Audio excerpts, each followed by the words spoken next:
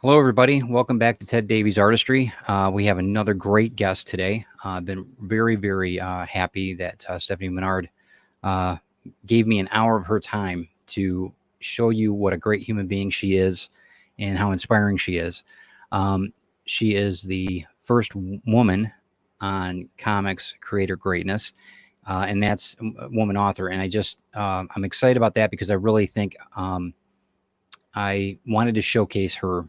And it's something that I feel like she's really a good role model for people that are starting in writing and that to move towards to that level. She's a podcaster. She does all kinds of different things, and I really respect that a lot. Diversification is the key, and I think that she's got that down. So let's do some housekeeping. I want to talk about Indian River Roasting Company, my sponsors, who do nothing but awesome coffee. I think that, I'm biased, but because I drink coffee all day anyway, I'm very humbled that a company would sponsor me. So I do tip my cup to them. I do also offer you a 10% discount coupon to anything related to coffee on their website. If you're done sharing and subscribing to my channel, go to the About section, and it will give you a link to their website, Indian River Roasting Company. And in that, when you get to their site, use my coupon promo code CaffeinateTed 2020, Caffeinated 2020, and they will give you 10% off whatever you purchase. So hopefully that helps you a little bit, get you a fix, get you some discount on some coffee. And I'm looking forward to hearing some good things about your experience with the coffee. So with no further ado, I want to bring on Stefani Manard. Let me work these buttons a little bit. How you doing, Stefani? I'm well. How are you? Very good. Very good.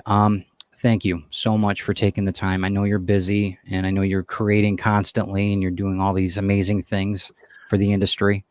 When did you land on this planet? I don't know if I have actually landed, to be honest with you. It was a cold, dark day in the 1800s. It's funny because I have my Facebook is set. I randomly selected a year for some reason when I started my Facebook. So every year when I have a birthday, it says I'm 100 and some years old, and I always get, "Oh, you look really good for 118." Yeah. I'm like, "Thanks." All good. All vampire. Good. That's right. Hey, could be worse. Could be worse. Right. So when was it again? I'm sorry. Tell me again. When was it? You said 1800. What was it? Yeah. Okay. It was a cold, dark day in the 1800s. Very good. Yes. What were you born here or not here? We're obviously in Michigan, but where were you born? Were you born stateside or? I was born in Detroit Awesome. at St. John's Hospital. Oh, sure. Yeah. I'm a Mount Carmel kid. I was born on down 7 Mile in Grand River, 6 Mile Grand River area, a little bit further away, but northwest Detroit. But yeah, that's okay. So Lafayette or American? Lafayette. All right, good. Yes. 2 for 2. Yes. Everybody I've asked that, Lafayette, and I'm the same. So I mean, they're both good, but right. You have to have a favorite. That's right. My wife's from Fenton, Flint area, so their conies are different, and it's been a constant battle trying to find they're a hamburger covered coney in my for the ones in Flint, the ones that right. And she's like, it's a chili dog. No, it's a coney dog. But I got you. I get what you're saying. So there's some marital therapy on that, I think. But oh yeah, in the years to come. So what'd you do growing up? What did you stay in Detroit? Did you work? Did you have a newspaper route? What'd you do? Well, I lived in Detroit the first few years of my life, and then I moved to the suburbs. And I didn't have my first job until I was 14. And I know that's kind of early because nowadays I don't think, do people get jobs when they're 14? I mean, I don't know. I mean, my daughter worked at Dairy Queen since I think she was 15. Oh, okay. So, but I mean, I don't keep up with what the kids are doing these days. Right. I don't have any kids of my own, so I don't know. But I worked at a pizza place when I was 14. That was my first job, and it was fun because my best friend worked there with me. So Cool. We used to get into anchovy fights, which was really disgusting. I do not recommend it, but we thought it was hilarious. That's great. That's great. The anchovies, yeah, they could be death by anchovies is not a very pleasant way to die. So I would No, think, they're but slimy and they're hairy. And so when they that's land so on your gross. skin, it is the It's worst thing. like a leech. It's like a Yeah. leech. Oh, that's so gross. That's so gross. We've got friends that on a side note, they were doing money to or they were raising money for somebody who got flooded. And I think it was for flooding or some tragedy the family had. And so they were raising money by getting that Swedish fish in the can that smells terrible. I don't know if you've ever, it's like a Viking fish or something, and it smells like raw sewage. And anyway, so they had all these people pay in to watch this video of my buddy eating this, and he did it, and they raised like, I don't know, $2,000 or something for the family, which was great. But that's all I can think of when you're seeing anchovy fights. I'm like, yeah, I do not recommend. How long did you work at the pizza place? I think, oh gosh, probably less than a year. Interesting story. They got shut down by the IRS because my boss wasn't paying taxes, apparently. Okay. And so, that was fun. It's okay. What'd you move on to? What was this is before you drove anywhere. You're driving, yeah, right? yeah. Because I got my license when I was 16, and I had a lot of jobs. Actually, like I pretty much worked straight from the time I was 14 until when I went to college. Yeah. And then I worked mostly retail stuff. So I've worked, Blockbuster Video, Frank's Nursery, a lot of retail. And that's why I was like, I need to go to college because I don't want to do this for the rest of my life. Right. I worked at with the Home Depot company for 10 years. And at the end, I was at the corporate side. And those Sunday nights, man, let me tell you, those Sunday nights closing those stores down was pretty grueling, in the winter and, all that, I don't have to tell you. Frank's Nursery probably wasn't that way because was it seasonal with Frank's or no? No, I was there full time. But it was interesting because I learned a lot about plants, and I don't have a green thumb. Even after working there, that didn't really help. Like I pretty much kill plants. So can you make a pizza? I hope you can make a pizza. Yes, I can make a pizza. Good. All right. That good. I can that's like easy. Plus, I like eating pizza. So very good. All right. So that's a double. Yeah. Okay. Yeah. Win-win. Double reward. Okay. Cool. I'm sorry. Keep going. All right. So. Oh, you're fine. What was the best experience in retail that you probably?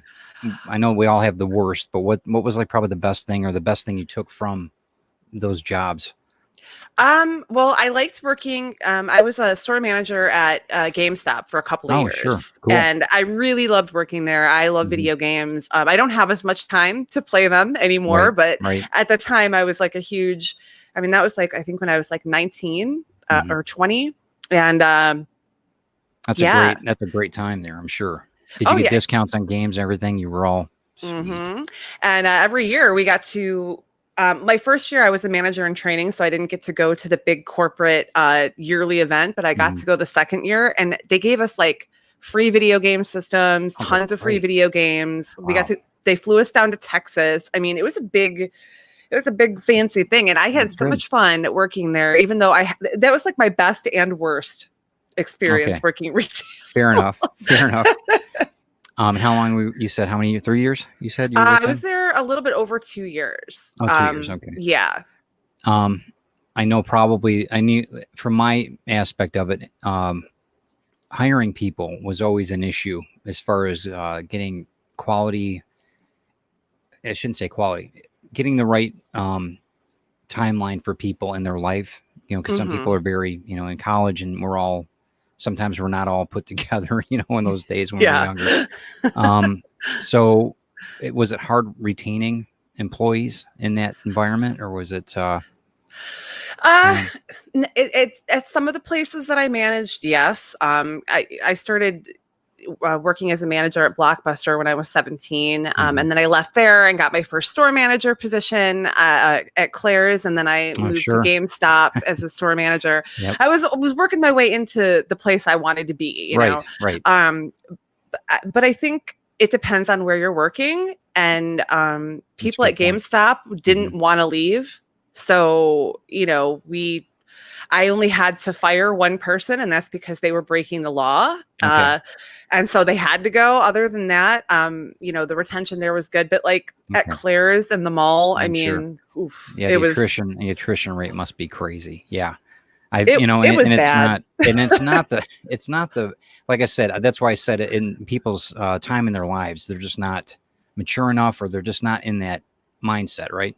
Because Right. because I know things that I've learned over the, decades working in that.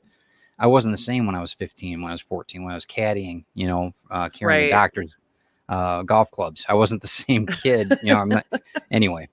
Well, that's cool. All right, that's cool. So people are getting an idea of the foundation work of Stephanie. When did you start writing? When did that all happen? Well, I've always written. I've always Hmm. loved writing. Hmm. But it was never something that I thought I could do professionally. It seemed like that unattainable goal. Right. And I'm sure a lot of people feel that way. There was no clear path for me other than like, I started reading like Stephen King and Hmm. Clive Barker when I was like 12, even though I wasn't Wow, supposed to be reading it. that's pretty heavy. Yeah, at Yeah, 12. Yeah. I had I was an avid reader, so like Hmm. I had been reading like anything I could get my hands on since I could read. I was pretty Really obsessed with it, cool. and so I'm looking at these people and I'm inspired by what they're doing, and I'm like, I want to do this, I want to do this, Hmm. and it never seemed like it could happen.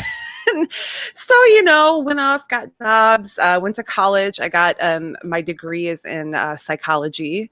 And I'll be careful what I say to you. Okay, that's good. oh no, you're Good. good. You'll analyze You're it. good. It's all good. Yeah. And it wasn't until I started going to conventions that I kind of saw a path for Hmm. myself, Hmm. to get into writing. That really opened up my eyes to the possibility of like, oh, I could actually do Yeah. this. Yeah.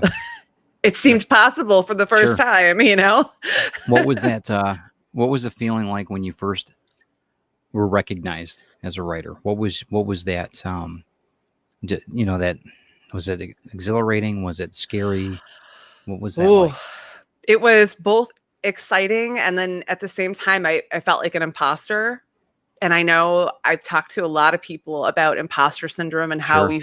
we kind of feel like, oh, I'm nobody. I'm like, it's not a big deal what I'm Right. doing. And Right. we kind of sometimes feel out of our elements. And um I it's nice. I really enjoy that people read what I write. Hmm. I don't ever let it like, blow my head up or anything. I Hmm. just get excited that people like the kind of stuff that I do. Yeah. That's It great. makes Yeah. me happy. I'm like, Sure. oh, cool. I'm not alone in this world. Like Right. people connect with the stuff that I Right. connect with. Right. So it's always a good feeling. That's and I know it's a humbling feeling too, because you meet people. I know you do, because you've sold things all over the place, and you meet people from all different walks of life, all different, I mean, areas of the world, and it's such a weird thing hearing somebody from Japan saying, "Man, I love your work," or it's such a weird. Um, we're all connected, and I've been Hmm. saying that this COVID thing has been. We all are connected if we like it or not. So, and it's very yeah. So I get it. But that was did you? It wasn't like was it disappointing? Um, no, I don't think so. Hmm. I think like I said, I just it was it was just interesting. It Yeah. was something that I hadn't experienced, and so like I said, it was Hmm. excitement, and then imposter syndrome, and then like you know, and then I think I kind of just I was like, okay, that's like I'm glad you liked it. That's awesome. And then I'm like, they probably didn't like it that much. Like like I don't know. It's That voice in your head. Yeah, I yeah, get it. I I've get it. never I've had to really come out of my shell. I've always been a Yeah. very shy person. Hmm. I know it doesn't seem that way now, but if you had known me, Yeah. uh, Prior. if you, yeah, prior Yeah. to getting into all this stuff, I've been really shy. I don't Hmm. take compliments very well, and So it was a little, it took Yeah. some getting used to, Yeah. for It's a little sure. yeah, I'm sure it's a little nerving. I know that you're Mhm. one of the things about you're approachable with your setup though at the cons. You've got it's very subtle. It's nice. The artwork that you've got is beautiful. I mean, it's very well done. It's very well put together. The way that your books are all. I've got one of the. We're going to talk more about you, but I want to talk a little bit about the books too. This is actually the one that introduced me to you. And I actually got this. This is great. This is an awesome book. Aeonian was I was not I was not expecting that story out of this, at least from the cover. So cool. Right. And we'll talk a little bit more about that in a bit. But we one of the things, presentation is always key, right? So you've kind of got, and I'm going to give you a compliment. Again, you might not think it's a compliment, but you've got this.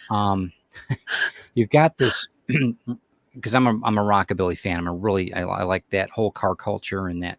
So you've got this Betty meets Morticia Adams vibe, and it's I a love good thing. that. You know what I mean? It's not a bad thing, but and Yeah. that's when I'm like, that's really cool. You know, it's like Hello Kitty-ish kind of. You know, it's just fun. It's a fun, really cool.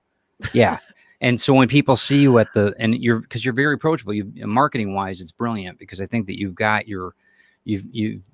your I's and crossed your T's because you've got everything set up and it's clean. It's not jumbled and packed with 20 books on the table. So I mean, kudos for that. But as far as that, yeah, your vibe is awesome. You've got and I think a lot of people, and I think a lot of women feel comfortable in that environment. I know my wife made a comment about it and how that she likes your style. She really likes the way that and like when you're on podcasts, everything that you're doing, you do all different types of interviews and that you have a good overall viewpoint and you're fun and that's and you're creative. So what would you tell people starting out, male or female? What would you tell them as far as when you're looking at writing with your experience? What would you tell them? How would you start? What advice would you give them? Don't listen to anybody. Listen to everybody. What?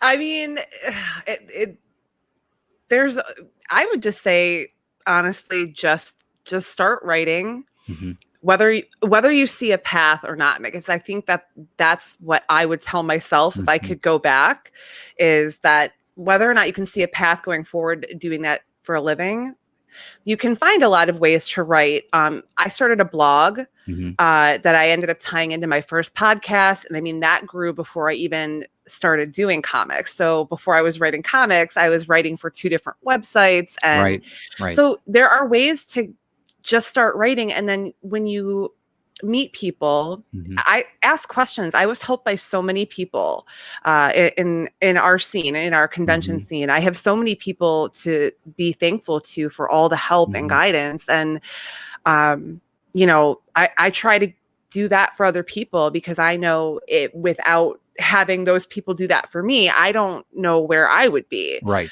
So I'm grateful that not it was You've it got a was just community to rely on, yeah, and that you've learned from, absolutely. and you're part of it too. You're passing that on. So Yeah.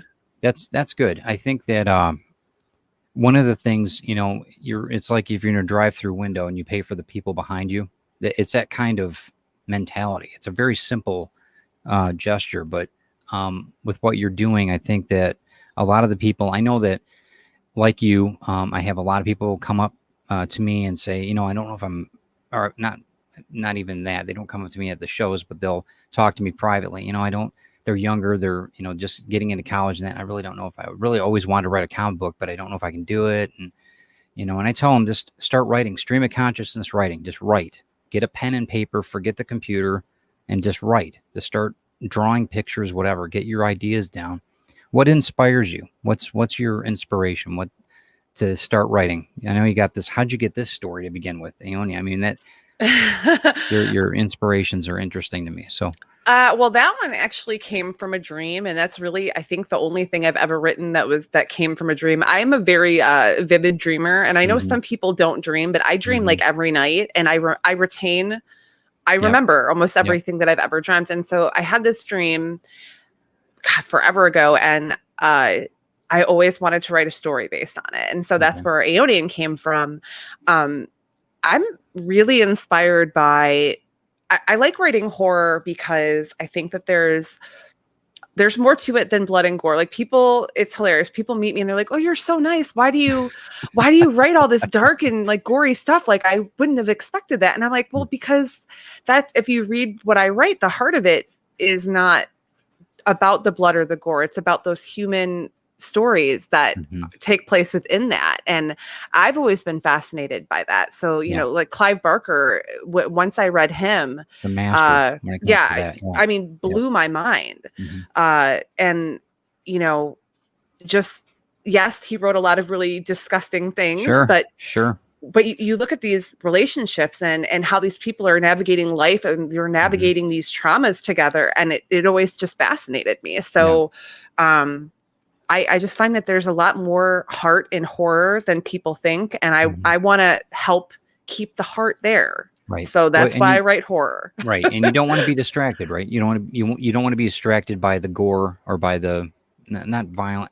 Violence is such a weird word, because I don't know if it is violent, but I think that you're right, though. I think you miss a lot of the different, you're scared, but you're missing the different elements in the underlying reasoning for that story, right? So you've got, and that's one thing that I know that, I mean, you being, you said psychiatry or psychology? Psychology, yeah. Okay, so the relationships in that and how people interact, I mean, that's all you. I mean, it's a full, that's everything. And, you know, you, of course you would do that with horror. Why? Because you're also experiencing the, I think that you're experiencing life just a little bit more because you're on that fear path when you're reading it. You know what I mean? You get that just enough that you can pull back away from it, but you're almost falling off that cliff. And and then you're learning in that storyline about the human being element and the interactions. That's the power of the story. So I'm with you. Sometimes it can get distracting, and it's like with artwork, you can get very distracting with the story. Sometimes you lose the story in comic books because of that, I think. But anyway, so you're inspired. Is there any? I know that Clive inspires you. Is there anything in? I know animals. You're a big dog lover. I know. I love my babies. Yeah, right. I'm sure you get inspiration from them. Is there any other avenues? I mean, artists, anybody that inspires you like that, or music? Or Junji Ito is a big. It has become a big influence, and he's somebody that I discovered. Oh God, like maybe 6 or 7 years ago. But he writes such a different horror, and his art is so. I'm just so impressed by, and it's different. That's a good word. That's a very good word. Impressed is a I think that's. It's like I can't even put into words how I've been like emotionally like connected to the oddness of his art and his stories. But we were looking at, I mean, that's, you know, a different culture too. So, you know, he's from Japan. Right. So he's writing from this different culture too. So I'm getting like this different horror perspective, which I really, really like. But his artwork is just, I mean, stellar. It's stellar. Yeah, I agree. Yeah. Huge fan. How'd you find him? I mean, I found him by a freak, you know, it was just a freak thing. I've ended up seeing I think it came across a something. It was some link or something, but how did you come across him? My best friend is like really into manga and like Japanese, pretty much anything culture. Japanese. He's really into the culture and stuff. And so he's kind of always had his finger on the pulse of what's going on. And he's also a writer as well. And he writes like sci-fi and horror. So cool. Well, it just fell right into that. He discovered like I think it was Uzumaki was the first one that he read, and he was like, you have to read this. You are going to love it. And I read it and I fell in love, and then I started buying up everything I could find. Right. You're one of those. I'm the same way. I have to consume it, you know, and just be part of it. Yeah. I'm with you. I'm with you on that. Any other artists? Any music? Oh man. Musically, gosh, I really love Coheed and Cambria. Coheed, I've never heard them. They actually they write comics too, which Really? is Okay. yes. And and I didn't know that when, and again, my best friend who Mhm. introduced me to Junji Ito introduced me to Coheed and Cambria like a million years ago. And um, their music is incredible. Their live shows are incredible. I've seen Mhm. them a few times now. I was supposed to see them this month, but of course it got canceled. So Right. Well, yeah, boo. like anything. Yeah, like Yeah. everything. But they write these comic books based off of their albums, and so it's like a whole concept thing. But the music itself is really, really good. Great live performances, wonderful lyrics. Just Yeah, as a send me a whole, link. I'd love to check them out. yeah, really, really great. Love them. Is there what okay, let me ask you this, since we're going to talk a little bit more about the business side of it, but what really irks you? What gets you on your last nerve when it comes to, besides bad interviews like this? What else what else Stop. gets you on a like on your last nerve when it comes to publishing or writing or anything, comics? I mean, is it setting up, tearing down at Comic Cons? Is it the annoying fans that aren't really fans, or what really irks you? Oh gosh, I guess. Well, when I did my first comic, Hmm. I had met an artist. I went to I was working for a company, a comic book company that is now defunct, and I was doing Hmm. like a podcast for them and blogging. So I went to Grand Rapids Comic Con. This Hmm. was 2014, maybe something like that, Hmm. to try to find like new artists and stuff for the company. And Sure. I found this gentleman, very talented. I'm not going to say his name. Hmm. Very talented guy.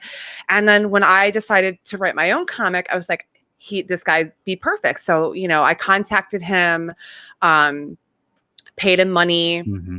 not all of it, but I paid him money, and like I didn't hear from him for like 2 months. Yeah.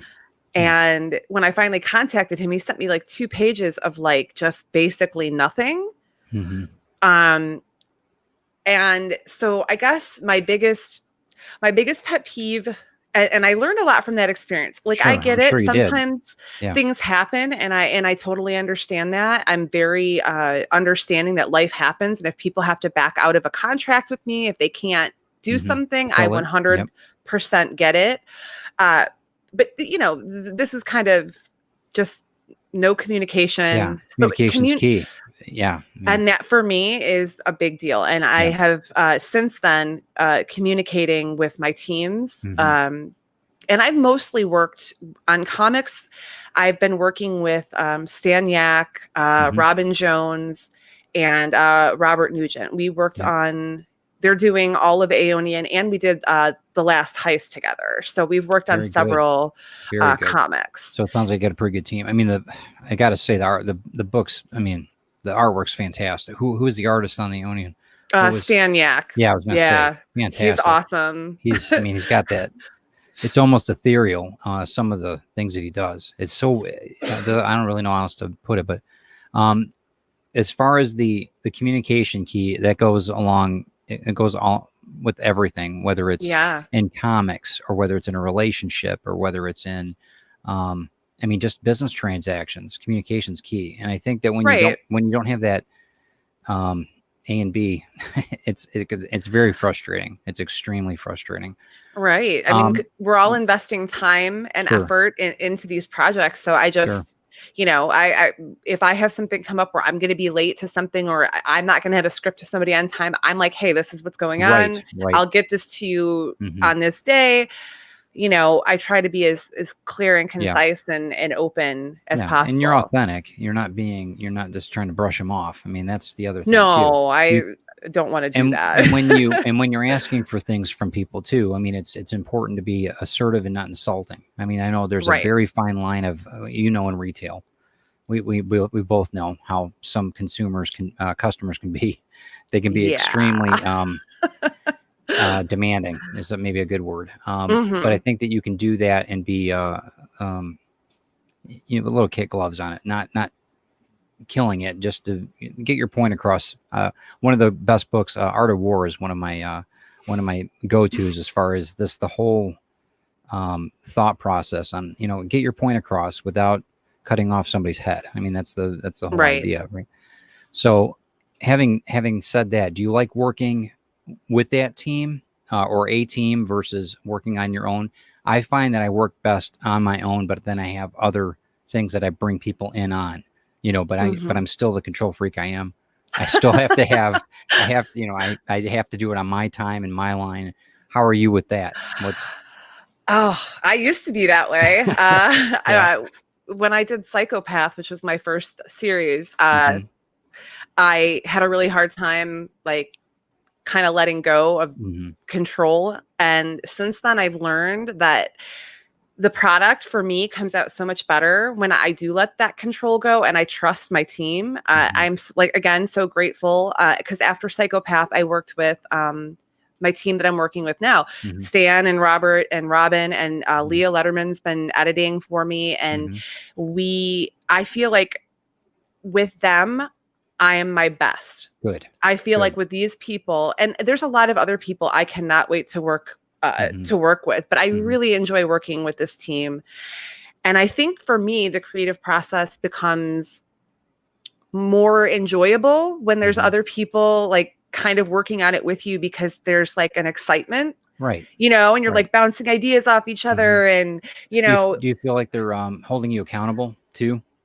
It's like oh yeah. because I have that relationship now where it's um I have other people involved now, so I've got to get things done, and it breaks my heart if I don't reach that deadline. But I'm always in Hmm. communication with them. Hey, I've got this going, and we're changing this, we're doing this. Right. You do feel like they're keeping you Oh not on yeah. your toes, but they keep you motivated in certain respects. Right, absolutely, and especially like this year, I would say with everything that's been going on, has Hmm. been my most unproductive year because there's been so much going on and everybody's going through so much. Yeah. And Yeah. so for me, knowing like I had a deadline for a short story and I was slacking because I have had my own things going on, Hmm. but knowing I had a deadline and I was like, okay, I have to meet it. Like Yeah. I said I would have this done by this date and I have to do it. And I Yeah. did it because if it were left up to me, I can procrastinate Right. forever. Put the Netflix on and let it roll. Right. Right. I got three cute dogs to Yeah. snuggle with. Right. You Exactly. know what I Right. mean? Right. Um. So yeah, Yeah. being held accountable, I think for me is important because Yeah. yeah, I Me can too. slack. Me too. I get that, and I think that, and not in a negative way. It's just a reminder that there's other things involved now. I know that one of my friends is a photographer, and he said once your work is published, once your work is out, it's not necessarily yours anymore. It's like your children. You gave birth to them, or you raised them, and you set them out to the world. Now they're Yeah. the world's, and that's a hard thing. That was a really hard thing because there's people read your stories and think different things about it. It's subjective, and it's, art's subjective too, as well as Right. writing. And it's very, I had a real hard time, uh, understanding that. And then I got it. Then I understood what he was saying. After you see somebody smile or you see somebody make a comment about how it helped them get through such and such, or that, let them forget about their worries for 10 minutes, whatever it was. Right. Are you feeling like you're in that same mindset when I'm talking about, or is it not something you agree with? Well, I think that there is a lot of when somebody takes something that you've written or something that you've created Yeah. in any way, I mean, Hmm. perception is reality. So the way that that person perceives it is their reality. Yeah. So to them, that's what it is. Hmm. So you're absolutely right. It is like, raising your kids and then sending them off and then Yeah. they kind of become their own thing. And I'm okay with that because regardless of how somebody reacts to it, I know what it is and I know what my intentions were. And as long as Hmm. they enjoy it, they can perceive it in any way they want, All right. Fair you enough. know? Fair enough. That's awesome. Okay. That's cool. That's cool. Let me ask you about podcasting. So you started blogging and vlogging and podcasting at all the same time, or was it, how long have you been doing Yeah. your podcasts are wicked. They're great. You've been doing it for so long though. You have been doing it for a while. Yeah. I'm trying to think of when my first podcast was Drunk Dorks, and I did that with I know. I don't know if I heard that one, but that's good. I love the name. We don't do it anymore. I mean, it's been defunct now for over 5 years, I think, but we did that one for 2 or 3 years. So I think I've been podcasting for about 8 or 9 years now.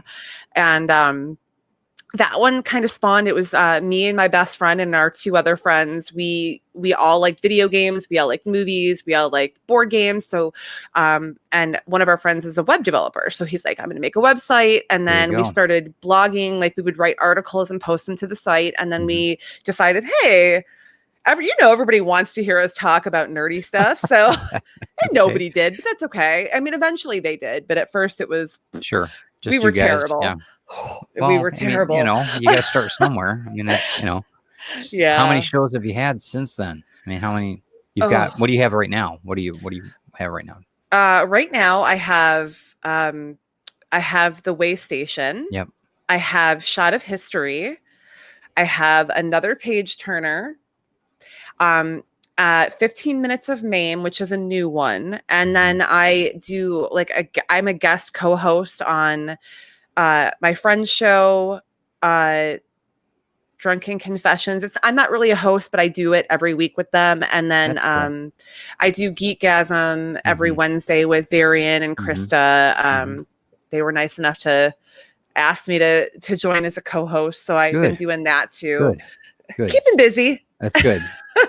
What's the most rewarding on the podcasting? What's is it the numbers? Is it the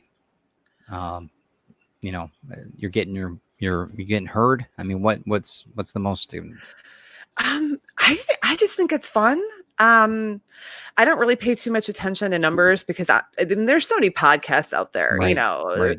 If somebody listens to it, great. If they find the content to be, what they want it to be and they're interested, that's great. If they don't, that's cool too. I honestly do it for fun, and that's the right way to think about it. That's a great way to think about it. I think the numbers, you get too caught up in everything.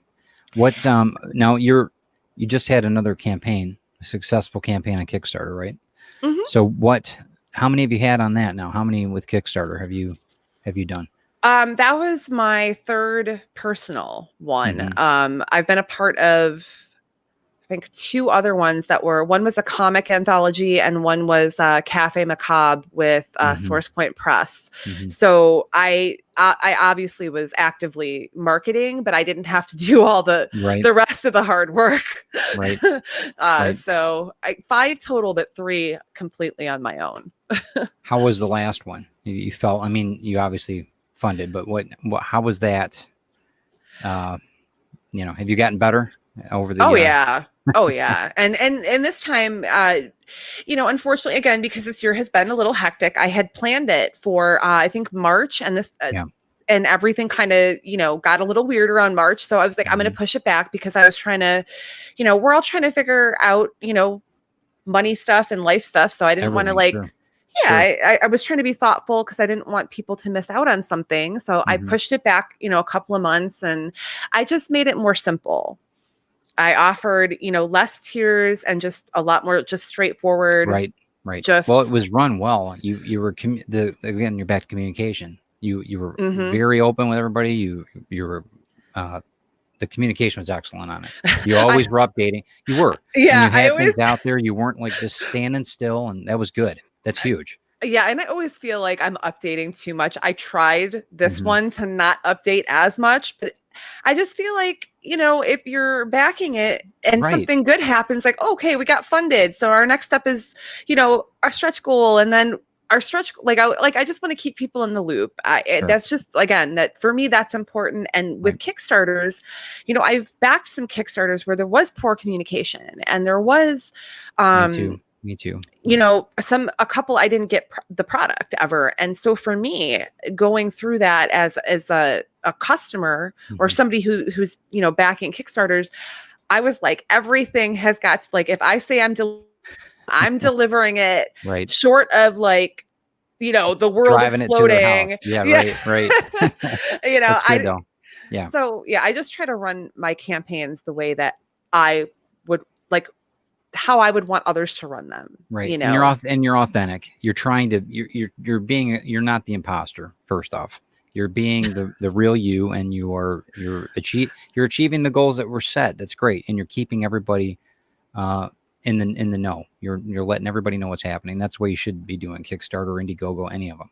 So kudos to Thank you. you. Let me ask you about Shot of History, the Wild Turkey. This is actually the first book that was given to me. It was at Trico Litkins ended up. He edited Retrieve, my book, and he the first of the Retrieve books that we put out. He gave me this, and you've got 8 shorts in this, which is I think 8 or 9. But in any case, what this is 2016 this came out. Yes. And what was this all about? How did this all get started? Well, originally when we started doing our podcast, Shot of History, it was me, Trico, and Devin. Yeah. And, me and Trike are writers. So we were like, we're doing this show. Why don't we just write a book? Like, we'll all pick like a bunch of people we want to talk about, and, we'll write the book, and then we can do podcasts on them as, after the book comes out. I'm like, yeah, that's a great idea. Yeah. Brilliant. So, we just kind of picked, people that we were interested in writing about. And Devin, I was so proud of him because out of all of us, like, he was the non-writer, but he did a great job. Yeah, he did. He did, actually. I was pleasantly surprised because I know you and Trike. I don't know Devin, but it was nice. It was good. He did a great job. Like, so proud of him. And, Trico ended up leaving the show because he had a lot of other responsibilities. Sure. But, me and Dev carry it on. And we're actually talking about doing another book because we really do love history. And we love the way we do history. We love making it accessible and silly and just, and fun. Yeah. I mean, history is so ridiculous sometimes, and we have to laugh at it. And, I'm interested. We'll talk about the COVID thing here in a minute. I know it's getting we're about 45 minutes into the conversation, but we're living history right now. There's things that are happening right now that that are really unprecedented, and it's it'll be interesting to see us having a conversation 10 years from now. Man, do you remember when that and this is an 18 and above show, by the way. So do you remember when that shit went down and all this, and how we got through it, and how we did this, and how, and how we managed, because there's so many things that are, I was talking yesterday that I don't think I would have gotten into this environment, interviewing in that, because I would have gotten right back into my books and just done my thing. We would have been, saw each other at the Comic-Cons, whatever. And then that's would have been my year. Then the last 5 months, 6 months, it's been, we've expanded. You said you were slower or slowed down a bit, but we're busy. Christy and I have been very busy, and business has been very good. But we also, we did lemonade, we tried to make it work to where we're bringing people, with us, as far as trying to show people, hey, check out Stefani, see what she's got, because she's got some great writing. She's a good person, blah, blah, blah, yada, yada, yada. But it's helping everybody. And that's the whole key here. What's been the biggest demand, with the COVID, situation? What's been your not biggest gripe, but we've all had to throw away the Comic-Cons. We've all had to wear masks. We all know that. Yeah. What's the biggest frustration with work and stuff? Well, for me, I do really well with a structure. And because I used to have like a spreadsheet. I had my time, day job. And as soon as I get home, write for 2 hours. And then I have a show at this time. And then, I had a very structured organization. And I feel, I'm a very, empathetic person, and I felt a lot of emotions, and it's really stunted my ability to stay on a schedule. So I have all this stuff. I got my first commission painting this year, which was amazing. Yeah, you've done some great stuff, by the way. Very nice. Thank you. Is very nice. Seriously. I've been having a lot of fun doing that, but so I have all this stuff to do, but I'm finding again that motivation, because everything does feel so off this year. I don't have my scheduled weekends out for my conventions. I don't have where I have to leave my house to go to work. It's made me a little bit more complacent and it's made me not As motivated. Yeah, my Yeah. motivation has definitely slid this year, and I am really, really trying to get that back, because I have too many things to do. Like, I can't. Sure. I get it, and they pile up, and then you feel even kind of worse. And it's like, well, I get to it. I know, I get it. I mean, some of those days you do. Some of the days you just want to put the cover over your head. Okay, I'm out today. I can't do this. Right. I'm with you, because I have anxiety, and I know it's not a fun thing to deal with, and it's like, and it's ridiculous, some of the things that set it off. It's ridiculous. It's so small. So I'm like, we got the major thing happening, but that ruined your day. I mean, seriously. I mean, right. Oh yeah. Yeah. And I think taking time for yourself right now is important. Recharge your batteries. I just need to recharge by maybe a little less. maybe work. Like, I just want to get back to that level of work that I had like the last several years, because I was just constantly cranking it out, and now it's just slowed down for me. But we're working on it. I'm checking things off my list as we speak. So that's good. Are you writing now? You're getting things written for the future coming up? Yeah. Or did you take a break? I actually I just turned in a short story for an anthology, and I have.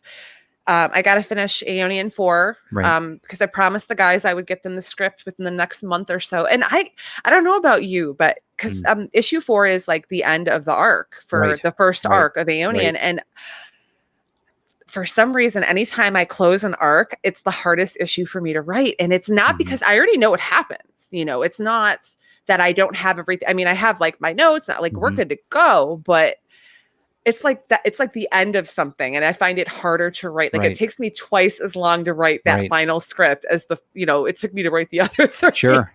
Do you think? Well, it's like I was saying before about the letting your kids out to the world, right? I wonder if maybe just psychologically you're holding on to that. You'll get there, and you'll get. Why couldn't it continue? There might be a separate story that comes out. You know what I mean? I mean, that's what I did with Retrieve. I've got a whole nother series coming out in January, February next year that I brought Chuck Pino in on, and he was kind enough to actually tell me he'd like to do it. So we were working on it, but why stop at 4? Oh, I'm not. I already have 2 more arcs planned. Okay, it's good. But things are going to change, because it's an arc, and things get, Yeah, I know. Things are going down. So how did was it hard fitting them into 4 books? Because I've noticed with mine, I said it was going to be for 5, and I'm like, there might be a 6th, because the way it worked, you know what I mean? It's like, not because of the artwork, not because I'm doing the artwork too, but just there's lots to pack in those 4 books. You know what I mean? Right. Yeah. And I think, originally I was working with Trico on the first issue, because originally we were going to co-write the series together. I brought the idea to him. We were tabling at conventions together, and, we were always seeing each other, and I was like, do you want to co-write this with me? He worked on part of the first script, and he did get a credit for helping write some of the first script. If you look on the inside, his name's in there. I'm looking. Go ahead.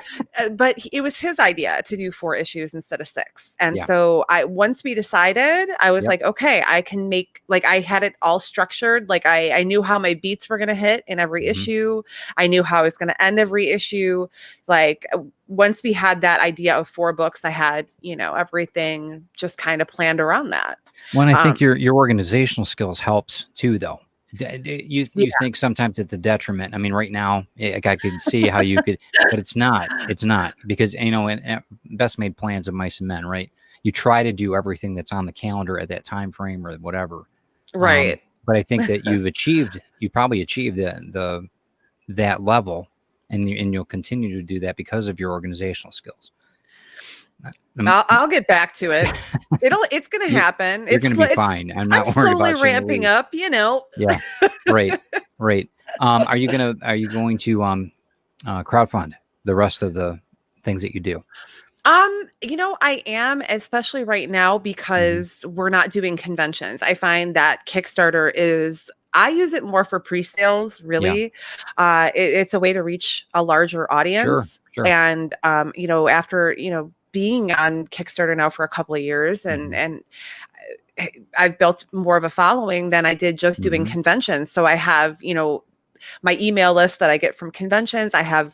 It's just a way to open up a lot more for people. And I think if we use it more as a marketing tool and a pre-sale tool, like Mm-hmm. that's what I try to use it as. Mm-hmm. Especially now because we don't have cons, it's a great tool. And some people Right. like Indiegogo. I've never used them, but I might try to do an on-demand Mm-hmm. for Aeonian 3, just so that way people who weren't able to get it Mm-hmm. for the Kickstarter, I they think can that's a smart idea. get it Yeah. through there, and it's just an on-demand, like it's already made. I just Mm-hmm. have to print Ready to more roll. and send Yeah. it out. I think that's great. Now you and then- handle all the distribution though too. You do? Yeah. Oh my God. Yes.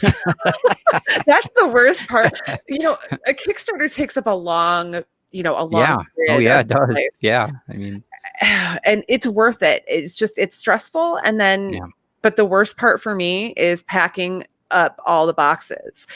because I saw your Facebook, your pictures of, I'm like, it's- I mean, what a better problem to have, I guess, but wow. right. Like I'm not mad people wanted to read my book. Yeah. My fingers and my back just hurt because I was like Sure. hunched over my table Sure. like a golem, like, You got all the tape and all the, Yeah, I know. it was Sharpie not marker cute. all over you. Yeah. I'm with you. Do you send, how do you send the books out in the Gemini order? Yeah. Do you? Okay. I just did Gemini for the first time with this campaign. Before I was using a different brand of boxes. I've only ever had one person get a defective product because the box was damaged, but that person was so upset about it. He's like, I'll never back one of your Kickstarters again. And I was like, okay, well then you know what? I'm going to upgrade says more about him than your packaging. You know what I mean?